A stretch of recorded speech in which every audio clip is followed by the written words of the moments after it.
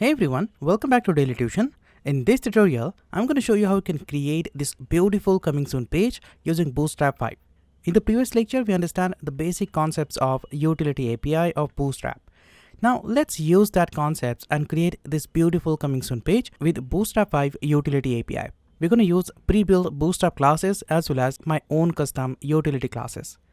So let's take a look at how you can create this beautiful page with Bootstrap. So as you can see here, I'm using Visual Studio Code editor. Inside this, I have here an asset folder. Inside that asset, I have 3 images. Let's create a new file inside this tutorial folder. So I'm going to create a new file, index.html. Just out of that, here in the root folder, I'm going to create another file, which is going to be style.scss. Now, as you can see, I'm using Sass to create CSS because to customize Bootstrap, you need to use Sass. So here I'm using Sass, and to compile the Sass into CSS, I'm using Visual Studio Code extension, which is Sass compiler. When you search for Sass compiler, you will get this live Sass compiler extension in Visual Studio Code editor. Just install this, and I'm also using live server extension. This extension allows us to start the development server locally. It launch a development server with a live reload feature for static and dynamic pages. So once I install both these extension, I'm going to back to my Explorer tab and just close this. Create a simple HTML5 snippet like this with exclamation mark, and then I'm going to specify title here, which is going to be coming soon. Then I'm going to link my style.scss file. As you know, you don't link Sass file to the HTML. Instead, you link the compiled CSS file. So in the style.css, here I'm going to just simply put body margin 0. And now when I save the changes and click on this watch Sass, you will get this watch Sass button here. When you click on it, this is going to generate 2 files inside the CSS folder. Here you can notice I have here stylemean.css and stylemean.css.map file. You don't have to worry about this map file. Just click on the stylemean.css. Here you will find your all compiled CSS code. So this is my Sass file compiled CSS code. Now I'm going to link this file to this index.html. Here I'm going to say link, pass the CSS folder, and then pass stylemean.css. Save this file, and then in the body, here I'm going to add h1 heading tag, and then specify here title. We are coming soon, just like this. Let me save this file and open this file in the live server. So I'm going to right click here and say open with live server. When you install live server extension, you will get this option when you right click on the HTML file. I'm going to click on this open with live server. This will open the live server, and as you can see, I'm going to have here h1 heading tag. We are coming soon. Let me just put VS Code on the right side of the screen, just like this. Before this h1 here, I'm going to create a division tag with the class bg cover, just like this. And inside this div, I'm going to put my h1 heading tag. And to this division tag, I'm going to put some styling because I just wanted to specify 2 CSS property to this div. Instead of creating a class for this division tag, I'm going to just specify here inline styling. So I'm going to say style height is going to be 70 viewport height, and width is going to be 100%. Now to see this height and width, I'm going to add a Bootstrap class called bg dark. Now you will not get anything when you save the changes because you don't have Bootstrap link to your project. Let me first save these changes, and then let me install Bootstrap inside this project and use it. So let me first install Bootstrap here. I'm going to open the terminal like this, and here inside my terminal, I'm using npm to install Bootstrap in my project. Here I'm going to say npm init -y to initialize this project as npm package. Once I done that, you can notice I'm going to have here package.json file in my project root directory. Then I'm going to say here npm node package manager I for install, and then I'm going to say here Bootstrap. This is going to create a node modules folder, and inside that I'm going to have my Bootstrap package. You can notice.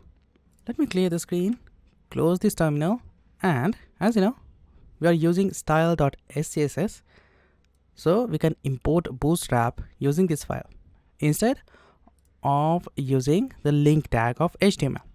we can just simply import the Bootstrap file inside this style.css, and that will produce all the Bootstrap code inside my style.main.css right here. So what I'm going to do is, let me get rid of this sample code. I'm going to say here import, and in the double quote, I'm going to specify the path of my Bootstrap file. So I'm going to say here dot / then specify node modules Bootstrap folder. Inside my SCSS folder, I have the bootstrap.scss file. I'm going to import that file inside my style.scss. When I save these changes, this statement is going to import all the Bootstrap code and compile it into CSS. So I'm going to have that CSS code inside this style.main.css file. You can notice here, I have all the Bootstrap code. Now I can use any Bootstrap classes in my project. And you can also notice here, I have here a dark background. Now because I have now Bootstrap classes, I'm going to get here dark background. Now just out of that, you can notice here, I'm going to specify 70 viewport height to this division tag and 100% width. Now once you understand the width and height, let me clear this dark BG class. Now what I want to center this text. So I'm going to simply specify here a class of Bootstrap and say text center. This is going to center this text. You can notice. Now just out of that, just after this H1 right down here, I'm going to add a paragraph, and inside this paragraph I'm going to add some text. So I'm going to just paste some text here. When I save the changes, you can see I'm going to have here my text. Let me center this as well. So I'm going to say here text center to center this paragraph text. You can see. Just after that, I'm going to create another paragraph just down here, and this is for countdown. So I'm going to create here a paragraph, and inside that I'm going to create 4 span tag with different IDs. So I'm going to specify here ID D for days. Then I'm going to copy and paste the span again, and this is going to be ID H for hours, and then specify ID M for minutes, and then I'm going to specify ID S for seconds. So I'm using these span tags to create countdown. Let me save this. You will not get anything because I don't have any text inside this span tag. Just out of that, just out of this span tag right down here, I'm going to create H1 heading tag, and then I'm going to specify text here coming soon. That's it. My page is now completely ready. What I want to style this page with Bootstrap and my custom utility classes. So let's see how to do it. So let's understand first how we can build our own utility classes. Instead of creating a new file, I'm using the style.scss file to create a Bootstrap utility classes. As you know, when you create utility classes, you need to put this Bootstrap import statement at the bottom. So I'm going to put this at the bottom, and at the top right up here, I'm going to simply import some Bootstrap files. I want to use Bootstrap utility API, so I need to first import node modules, Bootstrap. In the SCSS, I need to import the functions file. Once I've done that, I'm going to duplicate this statement just like this. And right here, I'm going to import the variables files because we are using the variables as well from the Bootstrap utility API.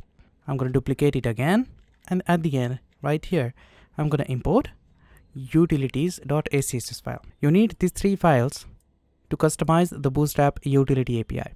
We already learned that in the previous lecture. I'm going to just call a variable utilities. Then I'm going to pass here colon and pass Sass map like this. Inside this map, I'm going to create a key called bg cover img. This is my custom class. So I'm going to specify my custom key here. You are free to specify any name to this key. Just out of that, I'm going to specify option here, property. Property is going to be background image. Now because we are specifying background image to this web page, I'm going to specify here property background image. The class is going to be bg cover. I'm going to access all my images with this bg cover class, and then I'm going to specify values here. Now here inside these values, I can specify different images, and Bootstrap is going to create all that classes for me.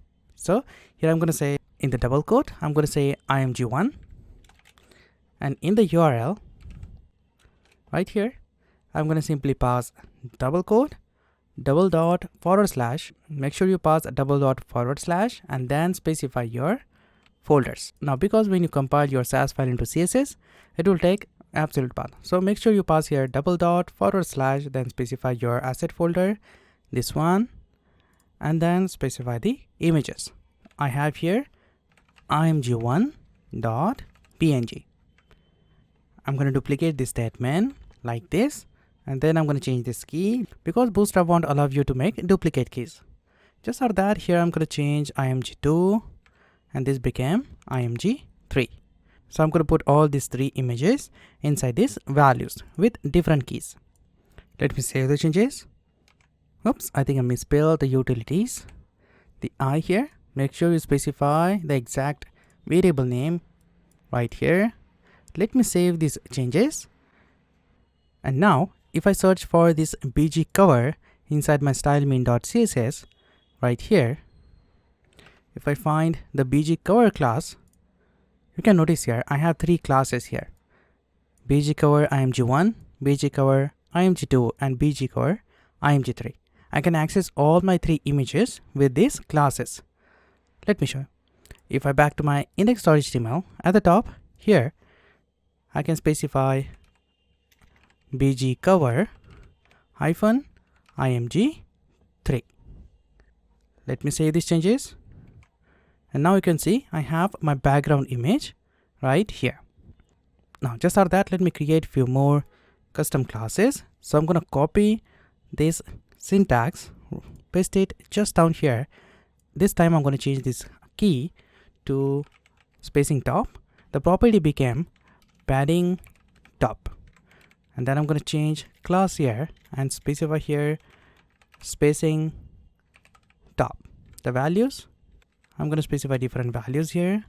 So I'm going to specify here 6:2em.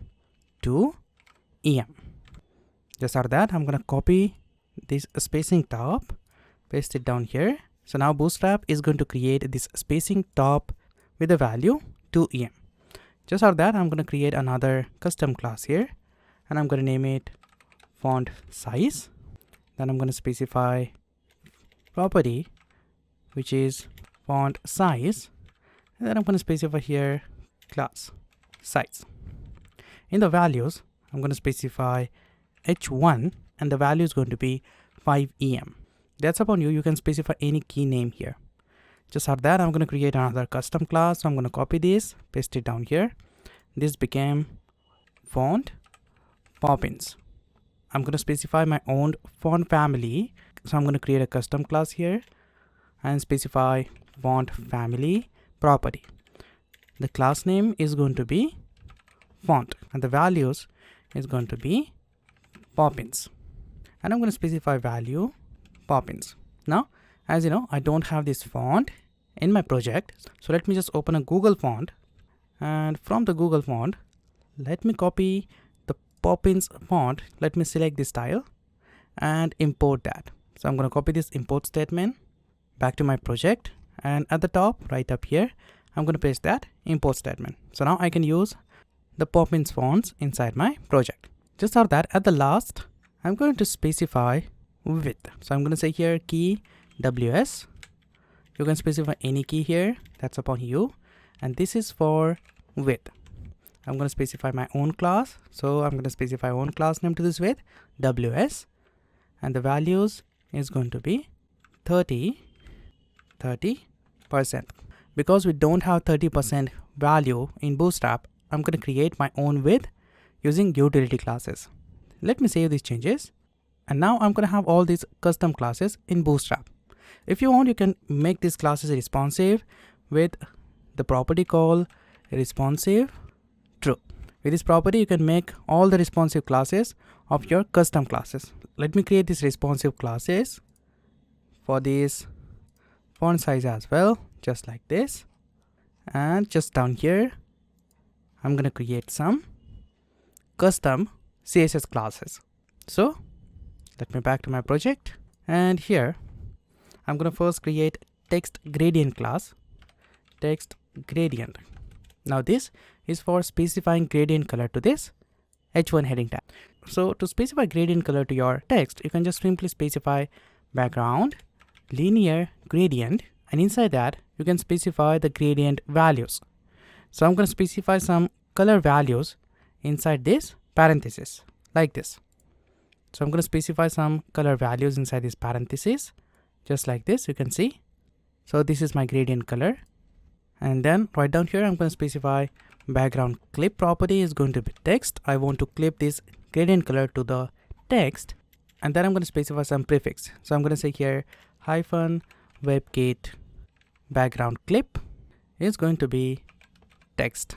And then I'm going to specify WebKit text fill color is going to be transparent. At the end, let me specify z index 9. Once I've done that, let me save these changes. I'm going to apply all these classes after a few seconds. Just out of that, just down here, I'm going to create two custom classes, object img1 and object img2. Using these classes, I'm going to specify position to my images. So here I'm going to specify first background size, which is going to be cover. Then background repeat is going to be no repeat. And then position is going to be absolute. So I'm going to specify absolute position to both the images. And then right down here, I'm going to simply access both these classes one by one, just like this, and specify some values here. I'm going to specify width to it, 180 pixel, and height is going to be 180 pixel. So I'm going to specify height and width to the images. Just out of that, I'm going to specify top position 10% and left position is 15%. I'm going to copy this, paste it down here for the second object, this one, and then width is going to be 300 pixel and height is going to be 250 pixel. Then top is 30 pixel and left is going to be 15 pixel. That's it. Let me save these changes, and now let me apply all these classes to my HTML. I'm going to back to the index.html. Right here, let me apply all these classes here. So let's first start with this h1 heading tag. So to this h1 heading tag, I already have text center. Just after that, I'm going to specify padding bottom. I'm using Bootstrap class padding bottom 2 here to specify some padding to it. Let me save these changes. Let me show you the page first. Now just after that, I'm going to specify my custom class here, which is going to be this spacing top. As you can see, to access this class, you need to specify a class name spacing top with the value 6. So I'm going to specify here spacing top hyphen 6. That will specify some padding to the top. Just out of that, I'm going to specify here font width bold. This is the Bootstrap class. Then I'm going to specify my custom class font Poppins. Save this file. This is going to be my font family class, this one. I'm going to specify class font and the value is going to be Poppins. So I'm going to specify this custom class like this, font Poppins. Now just out of that, here I'm going to specify font size SM1. Before the small size of devices, I want font size 1, and after that I want font size 5em. As you can notice here, I'm using here responsive true because I want to access the responsive classes of this font size. And that is why I have here responsive property true. So now I can access all the responsive classes of this font size. Now to access this class, you need to specify a class name size with the value h1. So I can say here size, the class name, then you need to specify the breakpoint sm and then the key h1. That's it. Save these changes. You can see I'm going to have this h1 font size to my h1 heading tag. Just out of that, I'm going to specify text gradient. You can see I already have this class just down here, text gradient. I'm going to specify this class. So now your h1 heading tag is now completely ready. Now let's move to the paragraph. Now let's change the look of this paragraph. Here I'm going to specify font Poppins. This will change the font family of this paragraph. That's it. Just out of that, I have here a paragraph for the countdown. So to this paragraph, I'm going to specify classes. Font size is going to be 1. Padding top. Font width bold. So these all are the Bootstrap classes. Then I'm going to specify font poppins, my custom class, WSMD30. Now let me explain this class. This is my custom class. You can notice inside my utility classes, I have here WS width class. So I'm going to specify 30% width to this countdown, to this paragraph. But I want this 30% width only when the viewport is greater than medium size of devices. Just out of that, I'm going to specify a Bootstrap class here, which is container. Then specify deflex, justify content between to add some space between all the countdown values, and then specify here text center. Let me save the changes. You will not get anything because I don't have any values here. Just out of that, just down here to this h1 heading tag here, I'm going to specify some classes. So I'm going to specify here class text center. Size is going to be h1. You know that this is my custom font size. Then I'm going to specify padding top 3 and text is going to be white. If you want, you can change this text color as well. That's upon you. Just out of that, I want to add 2 objects just down here. I want to add 2 images in the page. So here I'm going to create a division tag, and to this div I'm going to specify classes. The class is going to be object img1. What I'm going to do is I'm going to access these classes right here, object img1. Just out of that, I'm going to specify bg cover img1. This is going to specify this first image to this division tag, this one. When I save the changes, you will get this image here. You can notice. Just out of that, I'm going to specify here d none and d sm inline. So what I want to do is when the viewport is greater than the small size of devices, I want to display this image. Otherwise, I don't want to display this image. Now, just out of that, you can notice this image is over this h1 heading tag. If you want, you can specify z-index property to this h1 heading tag as well. But instead of doing this, I'm going to break this statement from here. So I'm going to have VR coming soon on 2 different lines. So I'm going to say here VR and close this element. Save this file. As you can see, I'm going to have this beautiful 2-line statement. VR coming soon. Just down here, just out of this first object, I'm going to have my second object. So I'm going to duplicate this division tag, and instead of this object 1, this time I'm going to specify object 2. And this class is going to be bg cover img2. So this will add another image in my project. You can notice I'm going to have another image here. And then instead of left 15, here I'm going to pass right 15. When I save the changes, you can see I'm going to have this object on the right side. Just out of that, let me add here a countdown.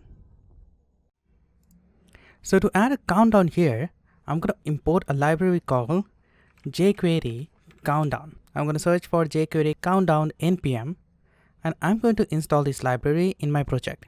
So what I need to do is I need to just type a command called npm I for install jQuery countdown. I'm going to copy this command, and in the terminal I'm going to type that command npm I for install jQuery countdown. I'm going to install this package in my project.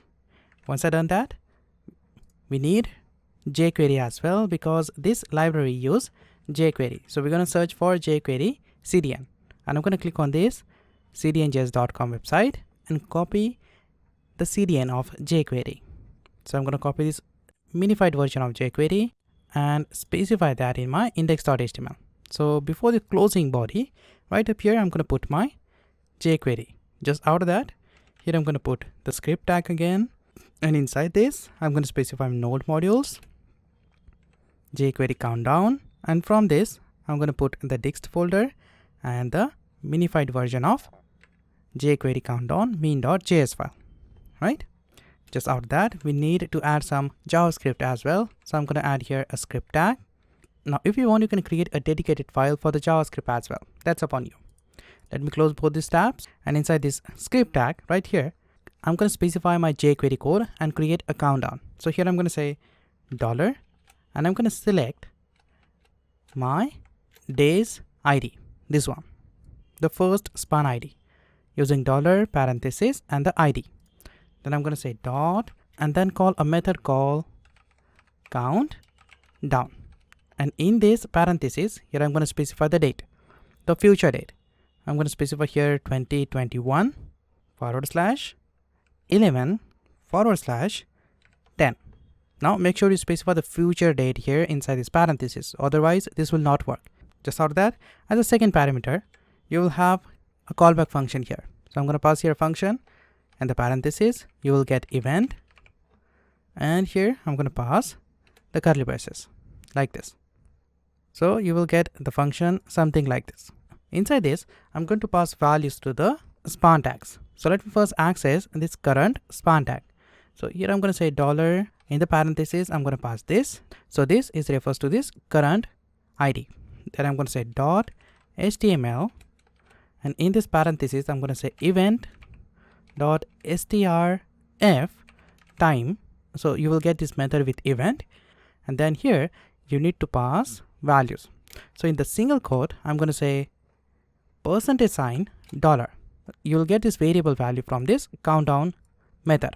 So here I'm going to just pass the reference of the date, and then here I'm going to create a span tag like this. Don't forget to close the span tag, and inside this I'm going to specify days. To the span, I'm going to specify some classes. So I'm going to specify here class, specify double quote, and here I'm going to say d block and font size 5. That's it. So this is my first statement. Let me save it. As you can see, I'm going to have here days 30. Let me just duplicate this statement like this. This D became H for hours, and I'm going to change this to H because now I want to pass value to this second span tag. Then I'm going to specify here M for minutes, and this became S for seconds. And then I'm going to change this text as well. This became M for minute, and this became S for seconds. You will get values inside these variables from this countdown method. Just out of that, here I'm going to specify hours. This became minutes, and this became seconds, and everything will be the same. Let me save the changes, and now you can see you will have your countdown. And at the end, you can add here a simple input text box to notify the user.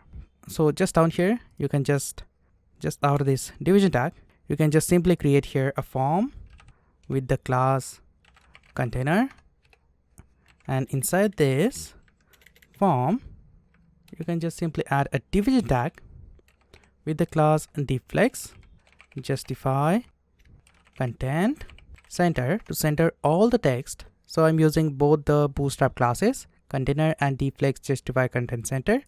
And here I'm going to specify input of the type text, and then I'm going to specify classes. When I save the changes, you can see I'm going to have here input tag.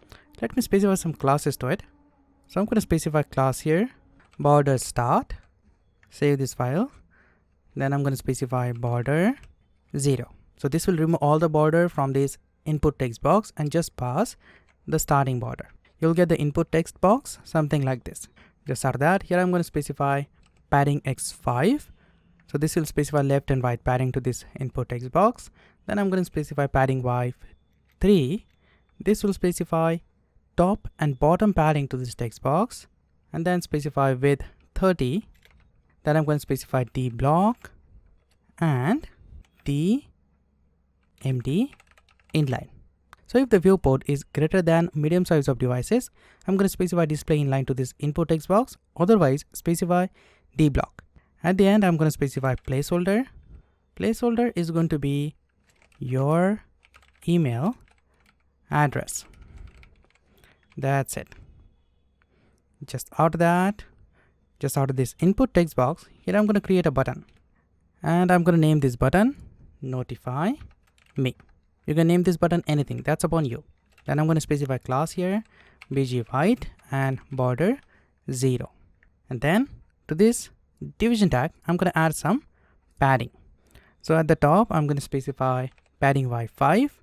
So this will add top and bottom padding, and font family is going to be Poppins. Let me save this file.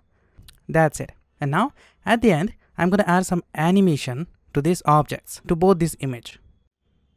So to add the animation, I'm going to open a library called animate.css. Using this library, I'm going to add animation to these objects. I'm going to open this library and I'm going to search for the npm statement. Here I'm going to copy npm install animate css -save. I'm going to put this statement inside my terminal, just like this. Press enter to install this library in the project. Clear the screen and close this terminal. At the top, you have to just install this. So before this link tag, here I'm going to add another link, and here I'm going to put /node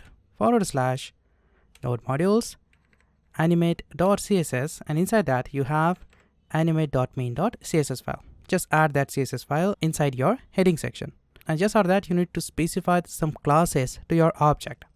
So what I'm going to do is, as you can see, I have here my two objects at the bottom. Here I'm going to specify animate classes. When you scroll down, you can notice to animate your element, you need to specify these classes. This first class and this second class. This second class is used to specify different animation. So let me first copy this animation and pass that to this first object like this. Save this file and back to my project. When I reload this browser, you can see I'm going to have this animation to this first object. What I want to specify different animation. Instead of bounce animation, I want fade in down animation. So I'm going to search for that class. You can notice I have here fade in down animation. I'm going to copy this class. Using this class, you will get this effect. You can notice. I'm going to specify this effect to my image. So I'm going to back to my project and replace this bounce class to animate fade in down, just like this.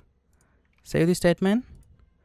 When I reload the browser, you can see I'm going to have this beautiful effect. I'm going to do the same and copy this and specify that to this second object. Save this file. And now when I reload the browser, I'm going to have this beautiful effect. If you find anything useful, don't forget to press the like button, share this video with your friends, subscribe for more latest videos. That is all for now. I will see you in the next one.